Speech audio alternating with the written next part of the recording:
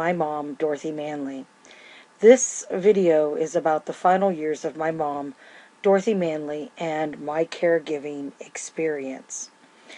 When it comes to the final days in caregiving, there are many variations on caregiving depending upon the aging parent.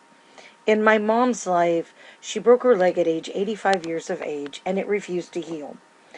My mom did not want to have surgery because of her age, and the doctor said she could live with a broken leg. He said people live with broken bones for a long time in the old days. This injury placed my mom in a wheelchair permanently and required her to have care for everything but feeding and some bathing. My mom could do a few things for herself as long as she could do them in a sitting position, but otherwise she did need some assistance. In 2013, my mom was diagnosed with mild to moderate Alzheimer's, stages 3 to 4. At the time of her death, she was roughly stage 4 to stage 5, so that just added to the disabilities. So in 2011, after my mom's leg would not heal, my husband and I became full-time caregivers to my mom, which changed our lives forever. So please understand, though, when I say changed our lives forever, that doesn't mean that it was a horrible experience. The pictures in this video are pictures from primarily the journeys that we had with my mom in the final years of her life. These are the memories that make every challenge that comes with being a caregiver meaningless.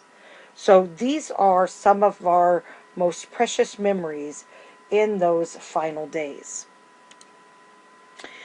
Caring for my mom was one of the most challenging jobs I've ever had in my life.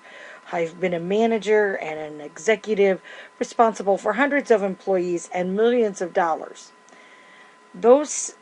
Doing those tasks as a manager or an executive, that was far easier than caring for my mom. They can try to tell you things about caring for someone, but until you do it, you kind of miss a few of the things that they don't prepare you for. After all, she was my mom. She was my elder. And now I was her parent. And she was my child. And it was my job to make sure she got changed, ate, took her medicine. It was all of those things. This was a tough concept to grasp. You're thinking, I'm the parent now. I'm the parent. This is my mom and she is my child. And I know that may sound, some people say, oh, that's not true. I had to make sure my mom ate appropriately. And sometimes that could be a battle. Because there were foods she liked, but based on her health conditions, couldn't have. So, in many ways, it was like that. One of the battles I did face in caring for my mom was with healthcare professionals. One time I was with my mom in the hospital, and some of the healthcare professionals said, well, this is a time when typically caregivers think of it as a vacation. Well, I don't know about you, but when I was a little kid, my mom didn't take a vacation from me. And my mom didn't want to be left alone in the hospital. Because of the Alzheimer's, she couldn't even remember how to hit the call button. So she wanted me to stay. So I did it, out for her, and because it's what I believed what was the right thing to do.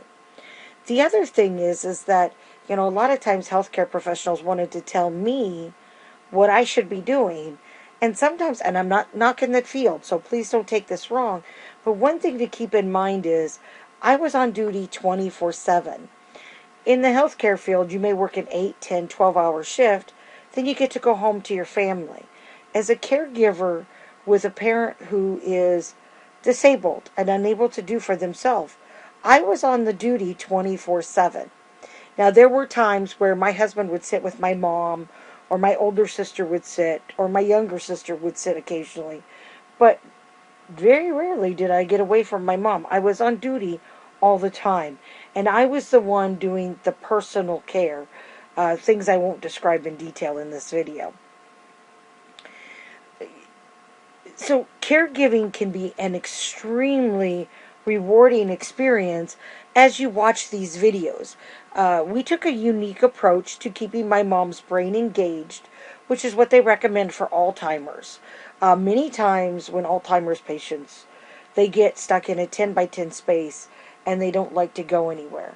In my mom's case, she liked to travel. So this is what we did. We traveled with her, and all of her doctors approved of it. Okay? Let me just say that, you know, at one point I did think about putting my mom in a nursing home because we were having some battles with some family members. My mom's doctor, primary care physician, would not hear of it. She kept asking my mom, do you want to go to a home? My mom said no. It wasn't my mom that was the challenge. Most of the time it was some of my mom's siblings and her families, and at times my own siblings could be a challenge to the caregiving process. So my mom's doctor would not allow it to happen and told me that I needed to figure out how to avoid those stressors that was causing me to want to stop caregiving. So I did the best I could and listened to the advice of my mom's doctor and tried to reduce that stress. So that was where many of my biggest challenges came from. Because when I first became a caregiver, my mom's neurologist, his warning was this, and he simply put it: when it comes to caregiving for an aging parent, normally there is one child that does all the work, but when the money comes out, everybody will be there with their hand out. And he's right. That is typically what happens. Some families it doesn't, but in mine there was some minimal help, but not vast amounts. We didn't. But then again, keep in mind we were traveling. Now there were some arguments in regards to caring with my mom with Alzheimer's, and I have to tell you, those are arguments I look back on now that seemed quite silly. So, we argued over some silly stuff. I'll tell you, rubber bands, paper clips, and underwear. They were silly. I look back on them now. But at the time, they were important to me. Don't ask me why.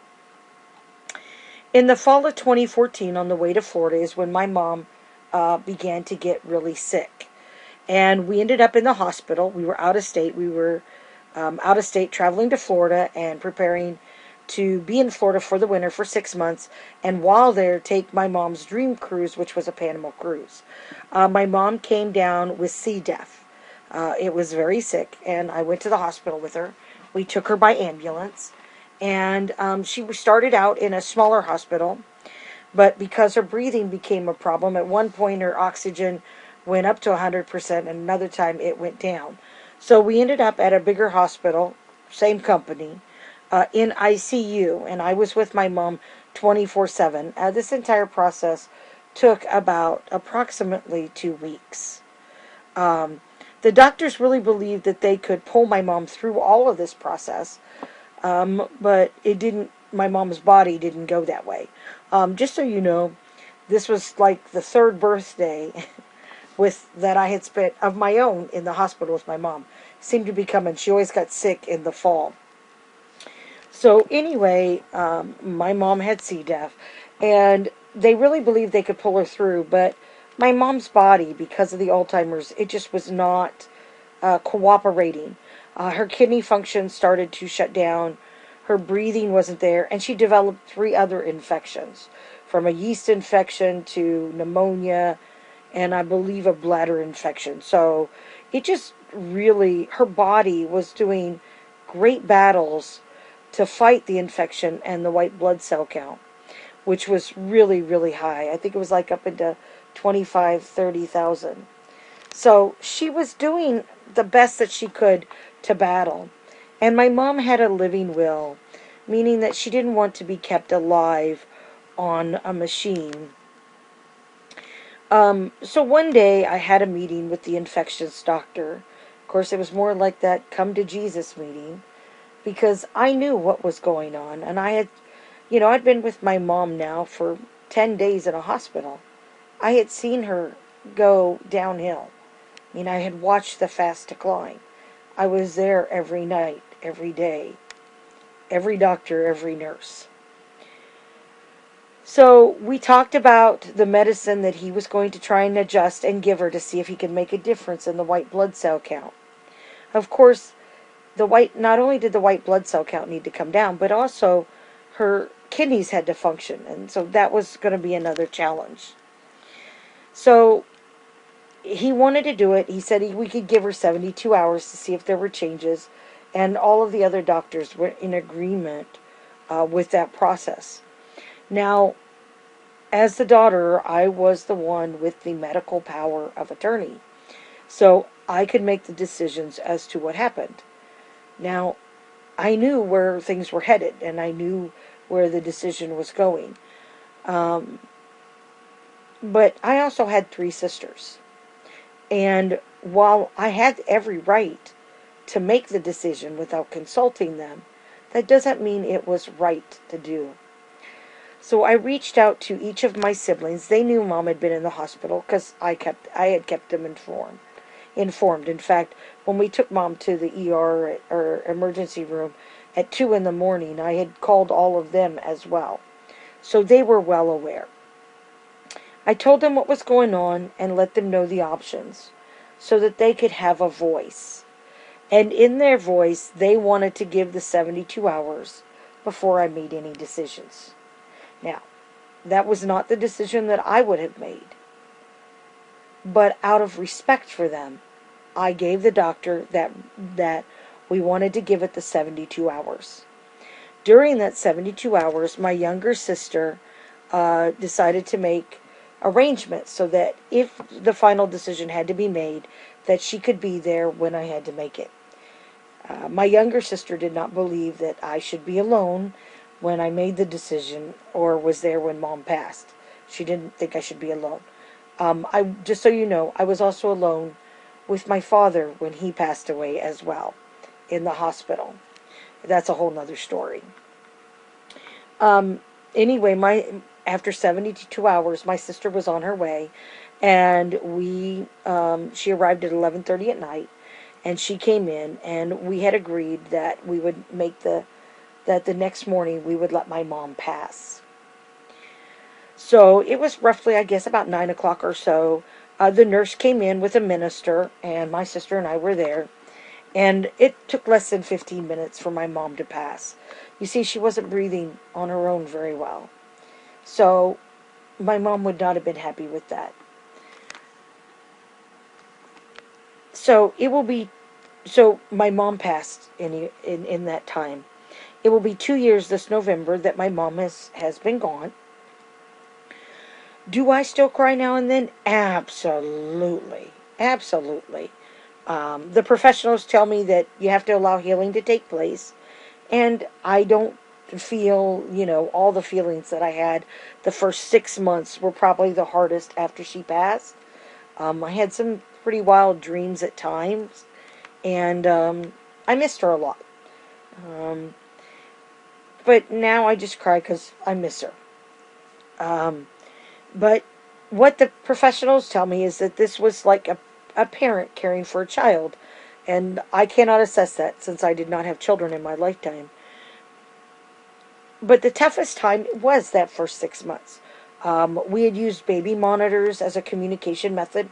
That's how my mom could yell at me to tell me she needed to go to the restroom, or she needed a drink, or if she needed something. That was our communication at night, or if I wasn't in the room. And so for the first 6 months, I have to admit, it might sound crazy, but I would wake up swearing I heard her yelling that she needed me. So it was only temporary. They did fade. But like I said, we've been living together and traveling together for 4 years. In that 4 years, we'd covered something like, 22 states, 8 or 9 different countries we had visited in that time. So we did a lot of things. Now, in this video, this is the short version of my story. I didn't go into a lot of the unique details that come with having to change my mom, because she wore Depends for 4 years, or battles with washing her hair, or battles with what companies call handicap bathrooms, or some of those unique things that are real in depth that you have to, grasp. Um, because our time is limited. I wanted to keep my video within my assigned time. I just hope that my pictures show you that no matter how things went in caring for my mom, we still made plenty of time for fun. These photos are precious to me because they represent what went right and the memories that we made as caregivers. For example, as a family, my mom and dad and I and my younger sister were to go to Seven Falls in Colorado Springs back in 1972. We had to cancel that because my mom's mom, my grandma, was dying. We had to rush back to Iowa from Colorado, um, and we didn't make it before my grandma died. But 39 years later, we were able to take my mom to Seven Falls, a waterfall in Colorado Springs. She was able to see it not only in the daytime hours, but in the nighttime hours. We were able to cross several things off my mom's bucket list and had many fun journeys. I mean, my mom got to see Mount Rushmore at day and night. She was able to go to the start of the Mississippi River and see that, having lived by the Mississippi River. So we were able to do any of those things. So regardless of all the battles that we had with family, with my mom, disagreements, the hospital stays, the sleepless nights, regardless of all the trials that happened, the memories that we made are priceless. And that's something that nobody can take away from us. And they outshine everything else that's the downside of caregiving. So, to finish up this video, do I believe I did the right thing? Yes. Was it tough? Absolutely. Would I do it again for my mom? Without a doubt. Caring for an aging parent shows them respect for what they did for us as children. But I had valuable time with my mom. And this video just highlights just a few, and I do mean a few, of the precious memories that I hold dear from my time being a caregiver. Caregiving was the right thing for me, and I will treasure these memories. Thank you for your time, and I hope you not only learned a little bit about caregiving, but the rewards that can come from it as well. And those rewards will always outshine the tough. Have a great day.